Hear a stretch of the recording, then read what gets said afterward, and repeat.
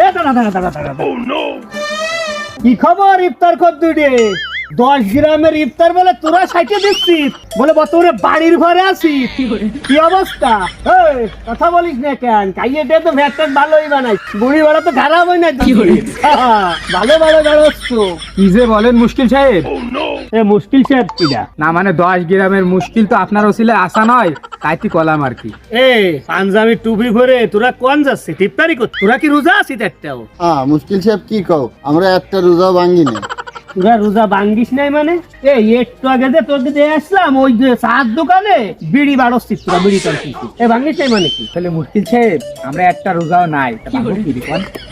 আর রোজাতে বিড়ি খালি রোজা ভাঙে আপনার সেই দিকে কি রোজাতে বিড়ি খালি রোজা ভাঙ্গে না? না রোজারও শক্ত হয়, মজবুত হয়, রোজার হক পরিপূর্ণ আদায় হয়। আমাকে তোমার সাথে এত কথা কষ্ট হয় আমাকে নাই, ওদের দিকে ইফতারি টাইম হয়ে যাচ্ছে।